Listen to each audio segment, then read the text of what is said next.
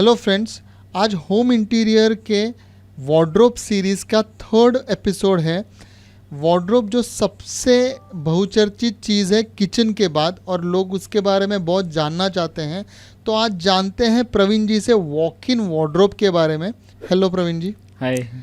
सबसे पहले तो वॉक इन वार्डरोब ये किस चिड़िया का नाम है, ऐसा बोलना चाहिए? ये क्या चीज़ है वॉक इन वार्डरोब? बेसिकली इसका जो वर्ड है पहली बार इंग्लिश में सही रखा गया है।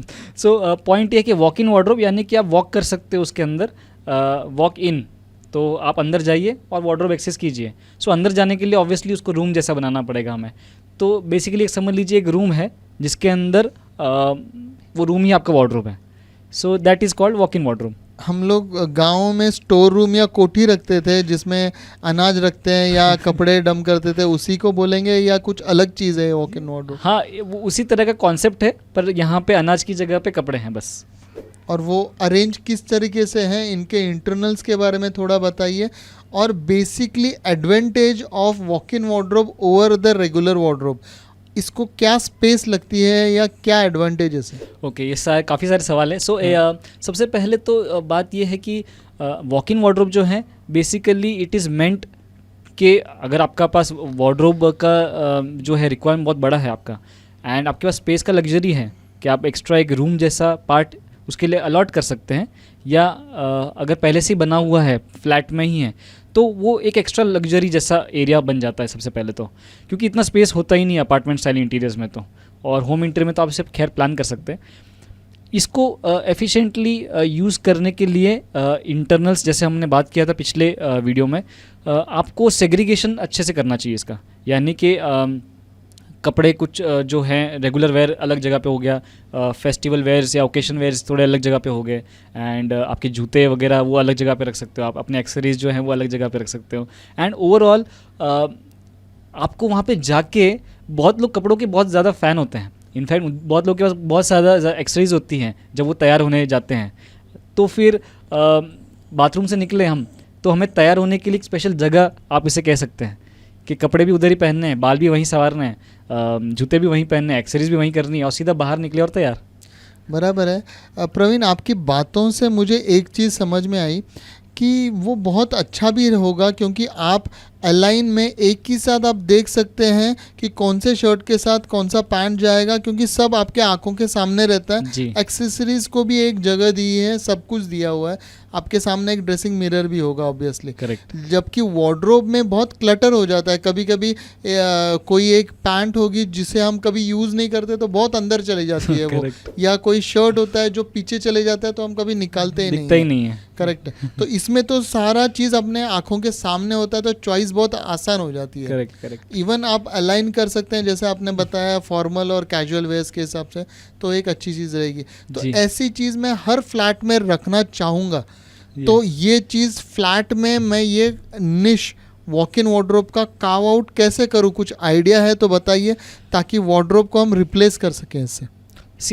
पहला तो रिक्वायरमेंट सबसे इम्पॉर्टेंट ये है कि ये बेडरूम में होगा।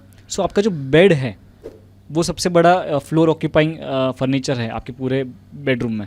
सो बेड साइड टेबल्स ख़त्म होने के बाद, if you have sufficient space, sufficient से मैं थोड़ा एग्जैक्ट बोल देता हूँ, मिनिमम 4x4 या 4.5x4 का मिनिमम स्पेस अगर आपके पास एक्स्ट्रा बच रहा है अपार्ट फ्रॉम द बाथरूम, जो अटैच बाथरूम है आपका, then you can think about a walk in wardrobe kind of a scenario.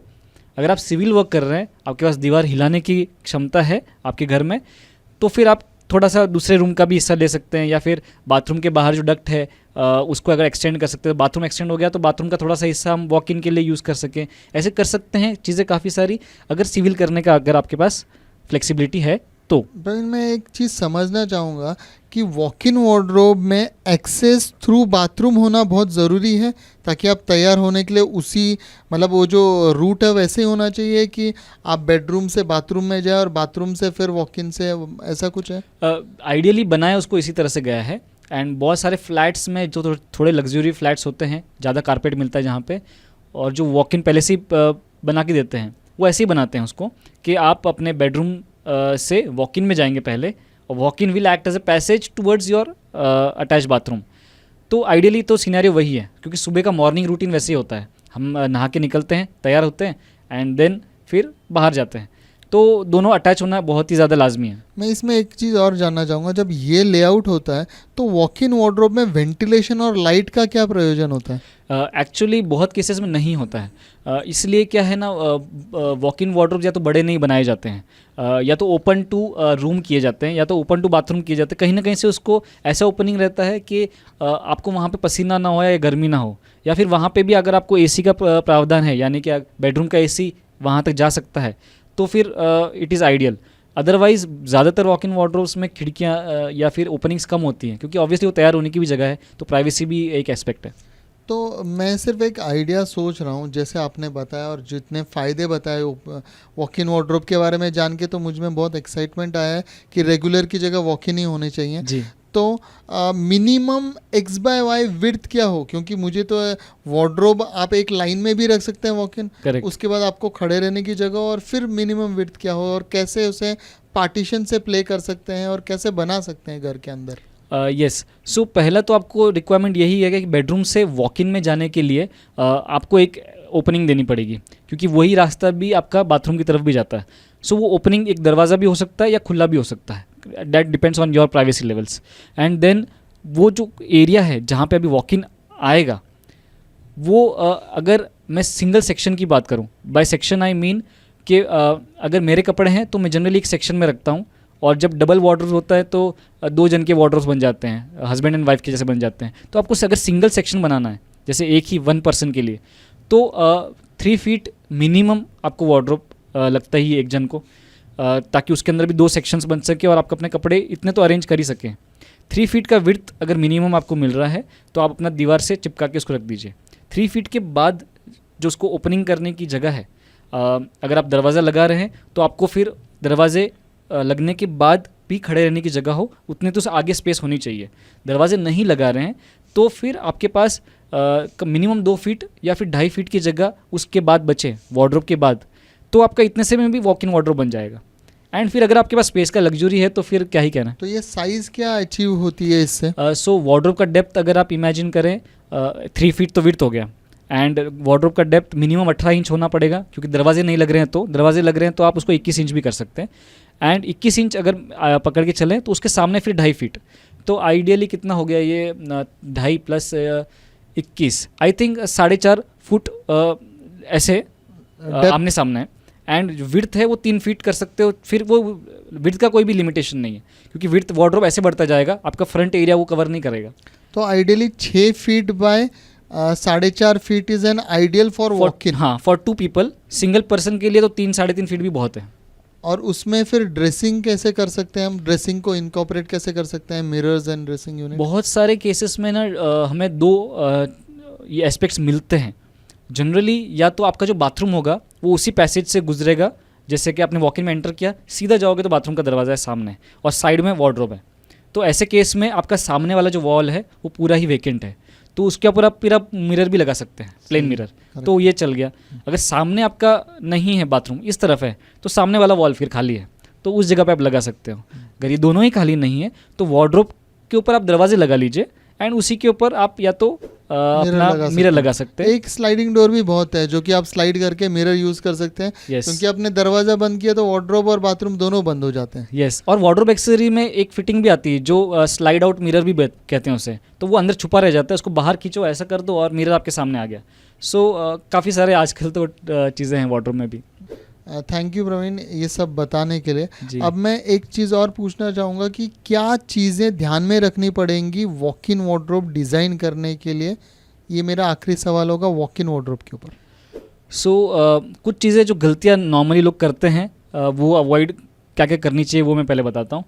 पहले तो अगर आपका वॉक इन जो है वो सेग्रीगेटेड है, मतलब सेक्लूडेड है अपार्ट फ्रॉम योर बेडरूम, तो आप सेम फ्लोरिंग मत कंटिन्यू कीजिए, क्योंकि जनरली फ्लोरिंग जो आपका है बेडरूम का या तो वुडन होगा, या तो विट्रीफाइड टाइल्स होगा, या तो इटालियन मार्बल होगा, तो सब हैं ग्लॉसी फिनिश के, या तो वुडन है तो वो वाटर फ्रेंडली नहीं है। लेकिन वॉक इन वाला जो जगह है उसमें आपको फ्लोरिंग का बहुत ज़्यादा ध्यान रखना चाहिए। पहली बात तो आप बाथरूम से निकल के वहाँ आते हैं तो विट्रीफाइड टाइल्स हैं या फिर इटालियन मार्बल है तो स्लिपरी होगा, और आपके गीले पैर है तो आप फिसल सकते हैं। तो वो आप नहीं लगा सकते हैं। वुडन टाइल्स, वुडन जो फ्लोरिंग है अगर आपके बेडरूम में, वही अगर आप कंटिन्यू कर देते हैं उस तरफ, तो वुड है तो वो भी पानी से अल्टीमेटली ख़राब हो जाएगा। सो आई थिंक एंटी स्किड कोई भी टाइल्स लगा सकते हैं अगर आप, जो कि थोड़ा डिज़ाइनर इन नेचर हो, बाथरूम जैसा नहीं, बाथरूम में भी एंटी स्किड होगी बट वो इधर लगा देंगे तो काफ़ी अच्छा नहीं लगेगा क्योंकि it's part of bedroom more rather than bathroom. Correct. So कोई भी डिज़ाइनर एंटी स्किड टाइल्स आप नीचे लगा लीजिए, तो आई थिंक सबसे पहला वही कीजिए क्योंकि incident by falling is very dangerous. तो पहला तो वही आप करेंगे। एंड देन लाइटिंग बहुत सही कीजिए वार्डरोब का, क्योंकि छोटा एरिया अगर है आपके पास तो आप अगर लाइटिंग ढंग से नहीं करेंगे तो आपको तैयार होने में ही समझ में नहीं आएगा कि क्या करें। तो जहाँ ड्रेसर है स्पेशली और जहाँ वार्डरोब है स्पेशली, उसके ऊपर आप लाइट फोकस करेंगे तो वो एरिया भी काफ़ी ज़्यादा खिल के आ जाता है। आपको थोड़े स्पॉटलाइट्स अपने कपड़ों पे या वार्डरोब पे फेंकनी चाहिए एंड थोड़ा सा अपने ऊपर भी सामने से गिरे अगर लाइट ड्रेसर के सामने, तो फिर और भी अच्छा, मतलब तैयार होने में एक्चुअली सच में वो काम वाली सीनरी होगी। थैंक यू प्रवीण, हमको इतना अच्छा इंसाइट देने के लिए वॉक इन वार्डरोब के बारे में। तो ज़रूर मैं सोचता हूँ कि हमारे दर्शक वॉक इन वार्डरोब के फ़ायदे जानते हुए अपने इंटीरियर डिज़ाइनर से कहेंगे कि अपने छोटे साइज़ फ्लैट में भी एक निश कार्व करें वॉक इन वार्डरोब के लिए, Correct. ताकि सिर्फ सेलिब्रिटीज़ ही वो फ़ायदे इंजॉय नहीं करें जो वॉक इन वार्डरोब में मिलते हैं। They also feel themselves as celebrities when they go from walk in wardrobe to toilet and when they dress and come out, they dress for an occasion or going to office every day. yes. तो इसी के साथ हमने प्रवीण जी से अभी तक 3rd episode of wardrobe discuss किया, जिसमें वॉक इन वार्डरोब के बारे में इंसाइट लिया।